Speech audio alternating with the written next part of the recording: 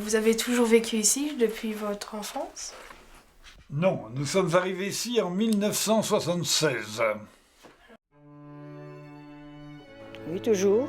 Depuis 64 ans, je suis à Béchy. J'habite ici depuis 1974. J'ai toujours habité Béchy, oui. Enfin, depuis 1945, à mon retour d'expulsion. Je ne suis pas un ancien de Béchy. Je suis vosgien de naissance. On a déménagé rien que 11 fois. On a pas mal navigué à travers la France, voilà.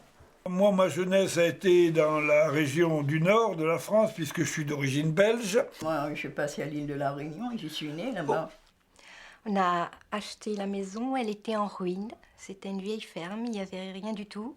Ça croulait de partout. On avait l'intention d'y être potier et tisserand et de refaire la maison nous-mêmes. Voilà.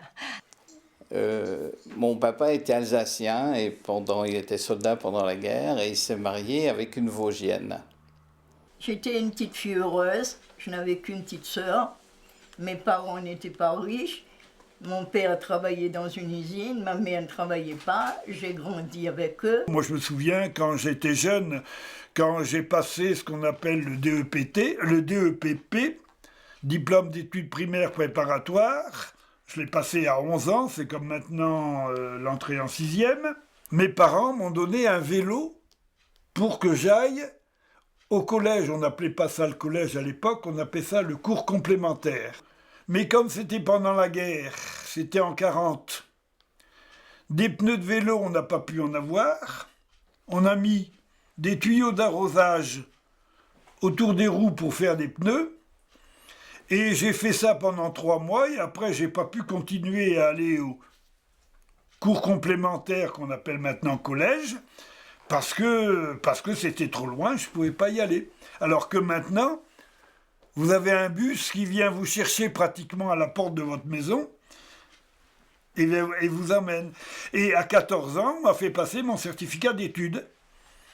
Et à l'époque, le certificat d'études était un diplôme que passaient pratiquement tous les enfants. 90% des enfants s'arrêtaient au certificat d'études. Ils n'allaient plus à l'école après puisque l'école n'était pas obligatoire. Et à ce moment-là, les enfants partaient travailler dans les champs avec leurs parents parce qu'il n'y avait pas de tracteur, il y avait des chevaux. La moisson se faisait encore à l'époque, elle se faisait encore en partie à la main avec des faux. Alors que maintenant, il y a des moissonneuses-batteuses qui d'un seul coup fauchent 15 mètres de large. Et on allait au champ aider les parents. Soit piocher, soit ratisser, soit rentrer les vaches. J'ai pas honte de le dire, c'était comme ça, c'était au moment-là, quoi. Ça m'est même arrivé de traire les vaches. Tous les jeudis, puisqu'à l'époque le congé c'était le jeudi, on allait travailler chez le cultivateur du coin et il ne nous payait pas. D'abord, nous, on était contents d'aller chez le cultivateur. Et pour nous remercier, au lieu de nous payer, il nous donnait un panier avec des pommes de terre. On rentrait à la maison avec un panier de pommes de terre, on était heureux. Puis maintenant, bon, je pense que vous allez chez un vieux l'idée, il va trouver drôle. Il va dire qu'est-ce que tu viens faire, tu viens me voler ou quoi maintenant, hein, mais nous de notre temps c'était naturel. Hein. On était très heureux quand le cultivateur nous donnait un cheval pour transporter de la paille, pour transporter du fourrage, pour transporter le fumier. On avait aussi parfois c'était pas des chevaux, c'était des bœufs. Les cultivateurs qui n'étaient pas riches, au lieu d'avoir 1 ou 2 chevals, avaient des bœufs. On faisait le jardin aussi, mais bon, on aidait plutôt quand c'était le moment de faire les petits pois, allez hop, petits pois, les haricots, hop, et ci et ça, et arracher les pommes de terre, et oh là là. Ah si, c'était avec plaisir qu'on faisait ça. C'est sûr si on veut parler au niveau de l'écologie, on a sacrifié beaucoup de choses de notre planète. Nous, on s'est battu à notre manière. Hein. Je veux dire, quand on est arrivé ici, moi, j'avais pas de machine à laver. Il y avait ce qu'on appelle des pots de chambre. Et la nuit, on faisait nos besoins dans un pot de chambre.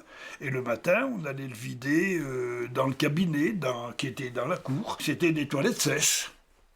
Oui, et quand on est arrivé ici en 76, il n'y avait absolument encore aucun sanitaire. On vidait les toilettes sèches et on allait les mettre, où ça d'après vous? Au milieu des rangs de pommes de terre dans le jardin, au milieu des rangs de carottes, au milieu des rangs de poireaux. Et oui, ça faisait de l'excellent engrais. Nous, effectivement, on a pu la campagne saine qu'on avait choisie puisque les champs sont pollués. Avant, la télévision, tout le monde ne l'avait pas.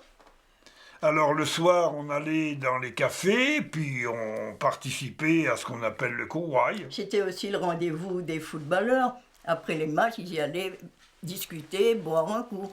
Ah bah, vous savez, on allait chez la copine, on écoutait les disques. Au moment-là, moi, j'avais pas de tourne-disque. Ma mère n'avait pas eu les moyens de me payer un tourne-disque. Alors ma copine, elle avait un tourne-disque. Alors il fallait remonter à la manivelle. Et on écoutait la musique, c'était notre plaisir. Il y avait des disques de Marcel Amont, il y avait un disque de... Je me rappelais même plus, parce qu'il y avait Tino Rossi aussi, qu'on écoutait, tous des vieux, bon, qu'eux n'ont pas connus, quoi. Il y avait le bal une fois dans l'année. Ben, c'était la fête à Béchy, alors c'était une fois dans l'année. Bon, on faisait un peu le carnaval, si, on faisait quand même un peu le carnaval, si, entre nous, comme ça, chacun se déguisait à sa façon. Bon, puis l'église le dimanche, bah ça, il ne fallait pas y manquer. Hein. Quand je vois maintenant que je vais à l'église, qu'il n'y a plus de gosses, fini. Et ça, nous, toute l'école était là, le dimanche, on était à la messe. Et les vêpres l'après-midi à 3h. Hein. Les jeunes allaient souvent discuter avec les anciens le soir, comme on appelle ça le quaroy ici en Lorraine, allaient discuter avec les anciens sur un banc à 9h du soir après leur repas et avant d'aller se coucher. Les gens étaient beaucoup plus dehors. Et quand il y avait des enfants, ils allaient jouer dehors. En fait, quand on avait votre âge, on ne connaissait pas toutes ces distractions et on n'avait pas besoin de toutes ces distractions. On restait vraiment dans la famille. Et dans la famille, ben, le soir, des fois, nos parents nous racontaient des histoires et puis on était contents comme ça. La population a bien changé en mentalité, parce que maintenant c'est beaucoup du chacun pour soi et Dieu pour tous. Il n'y a plus cette solidarité qu'on a connue après-guerre, où les gens fraternisaient plus facilement avec son voisin, alors que maintenant chacun ignore son voisin. Quand nos enfants avaient leur âge, il y avait une obligation de politesse rigoureuse qui n'existe plus maintenant. Quant aux jeunes, ben, n'en parlons pas, à peine s'ils savent dire bonjour. Hein, je m'adresse à vous. Hein. On vous croise dans la rue, on vous ignore, quand vous êtes en groupe surtout. Les anciens se sont toujours plaints des jeunes. Et vous, quand vous serez vieux, vous vous plaindrez également des jeunes, vous verrez. Non, les jeunes, non. Moi, je n'ai rien contre les jeunes maintenant. Pas du tout, non. Non, parce que moi personnellement, ils ne me dérangent pas. Hein. Maintenant, mais on ne peut pas leur reprocher, mais les jeunes, quand ils rentrent chez eux, ben, ils s'installent devant la télévision ou devant leur ordinateur. Et en fait, la vie familiale proprement dite n'existe plus comme avant. On a un peu plus d'individualisme, comme on le disait maintenant. On vit chacun un peu de son côté, ce qui n'est pas très bon, mais... Et je pense que c'est surtout grave pour les jeunes. C'est pas grave pour ceux qui ont déjà fait, enfin, une grande partie de leur vie. Il va leur manquer, justement, il va leur manquer les échanges, de se frotter à des cultures différentes, à des perceptions différentes.